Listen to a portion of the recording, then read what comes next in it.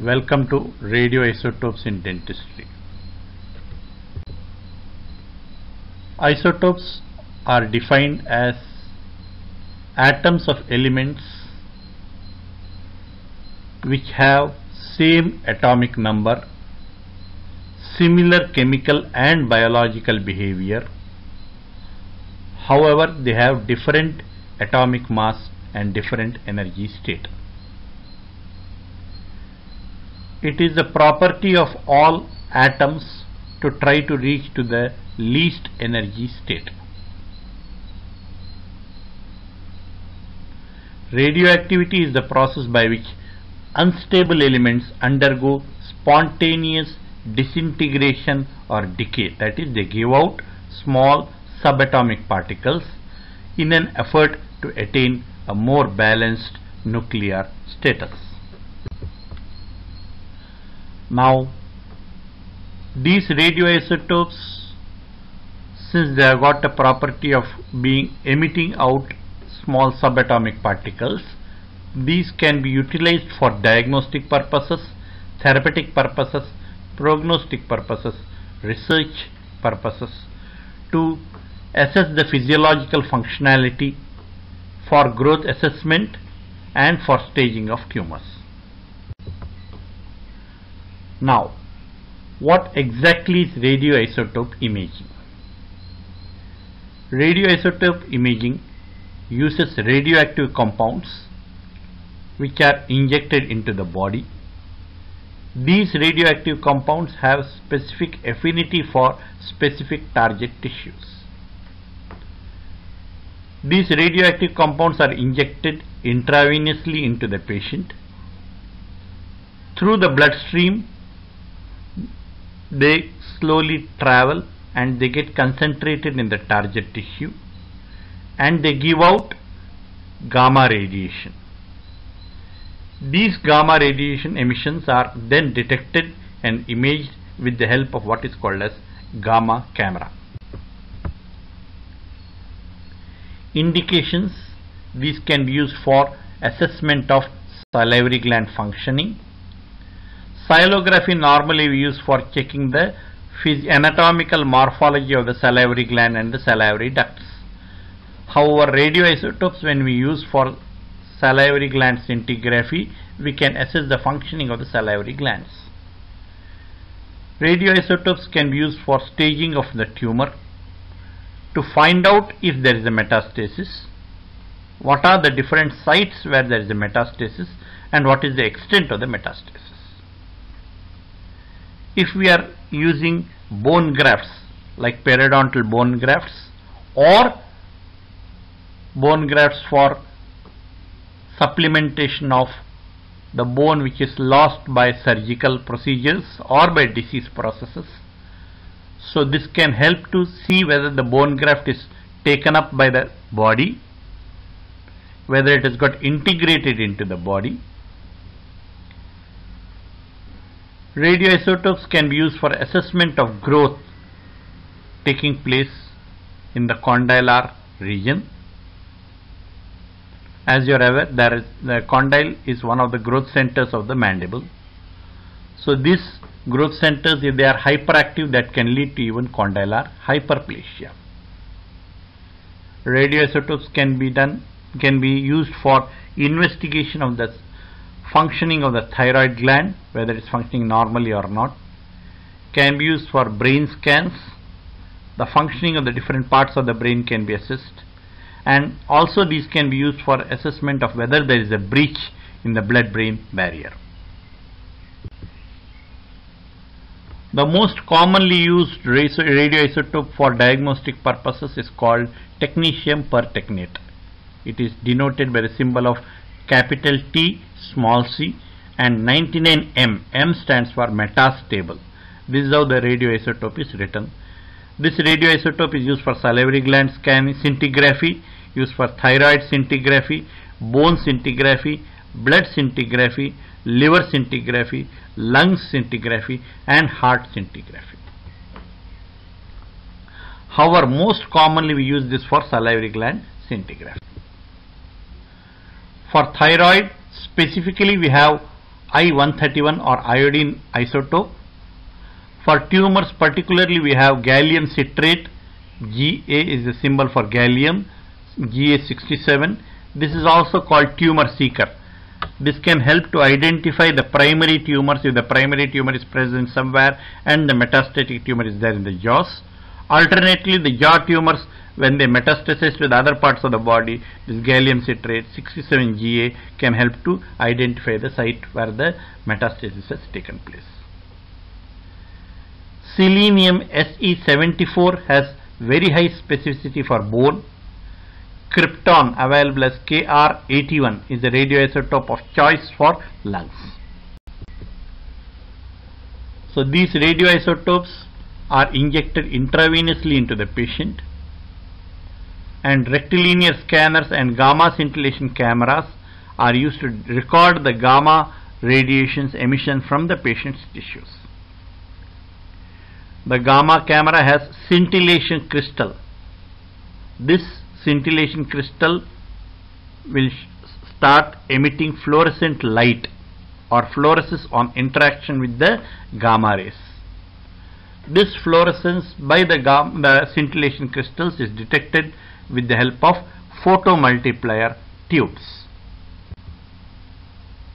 This diagram shows you the gamma camera. It has got the scintillation crystals in the form of sodium iodide crystals, and these crystals will emit fluorescent light which will be detected with the help of photomultiplier tubes, and these photomultiplier tubes will generate electronic signals, and these electronic signals will be transmitted to the computer. Computer generates the image based on these signals. There are certain precautions to be taken when we are going to use the radioisotope for scanning, radioisotopes for scintigraphy. If there are nursing mothers or lactating mothers, they must be counseled that there is no need to interrupt or discontinue breastfeeding. However, when we are going to do scintigraphy for thyroid using iodine 131 radioisotope, there is a need for complete cessation of breastfeeding for 12 hours. If we are using technetium pertechnate, again there needs to be an interruption of breastfeeding for 12 hours.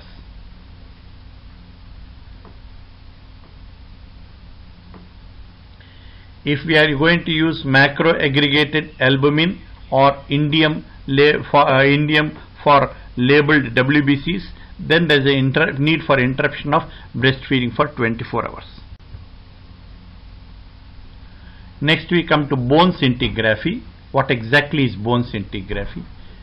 Bone scintigraphy or bone scan with the help of radioisotope helps to identify and demonstrate areas of altered metabolism within and around the lesion. If there is osteomyelitis or any osteolytic lesion is developed, this can help to detect the lesion before it becomes radiographically visible. For any lesion to become radiographically visible, around 70% of the bone in that area will need to be demineralized. So it takes considerable time before the lesion can be assessed with the help of a conventional radiograph or a CT scan or a MRI. This bone scintigraphy is more accurate.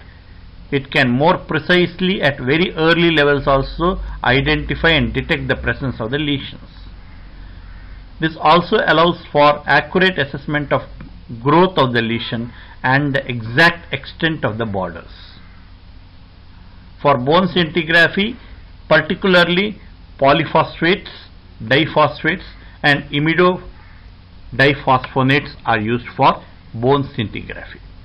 They have specific affinity for bone only. Technetium pertechnate also can be used, but it does not have so much specificity for bone as the polyphosphates, diphosphates and imidodiphosphonates. This is particularly used for imaging of bone, conditions like myositis ossificans, Paget's disease, Usually when we are going to do the imaging bone scintigraphy, we will inject a dosage of around 20 millicuries. The unit of the quantification of the radioisotope is given in the form of millicuries or becquerels. It is given usually 20 millicuries or 740 megabecquerels. This is given intravenous injection, and the bone can be imaged with the help of gamma camera 2 to 3 hours after giving the injection. These bone scans are done mainly for bone tumors like osteosarcoma, Ewing sarcoma, to rule out metastatic bone disease following carcinoma of breast, carcinoma of lung, and carcinoma of prostate, for identification of bone infections such as osteomyelitis, and also for bone cyst. These can be used for metabolic bone disease such as Paget's disease, osteomalacia, hyperparathyroidism, renal osteodystrophy. When we give the radioisotope injection, the gamma camera can identify either increased uptake of the radioisotope or decreased uptake of the radioisotope. Increased uptake of the radioisotope is called hot bone lesions. Hot bone lesions, that is increased radioisotope uptake, can be observed in case of neoplasms or cancers, arthropathies, patients having acute trauma, acute infection, metastasis, and aseptic necrosis. These will present as hot bone lesions, that is showing increased radioisotope uptake. The dark areas you can see in this are the areas of hot bone lesions showing increased radioisotope uptake. Salivary scintigraphy, here you can see the salivary gland areas, mainly the parotid, is showing increased uptake of the radioisotope in the form of dark areas. Advantages of this scintigraphy: target area function is going to be investigated instead of just the morphology of the area. Computer analysis and enhancement of the results is possible. In case of salivary gland assessment, these can be used in conditions where salivography is contraindicated, like conditions where there are acute infections or patient has got allergy to iodine. Disadvantages of scintigraphy: image resolution is poor, sensitivity is very high, specificity is not so high. Sensitivity is very high means it can detect very clearly where the lesion is, but it does not have specificity. That means it is not disease specific. Once these radioisotopes are given, we have to be very careful, otherwise radiation dose to the whole body can be relatively high.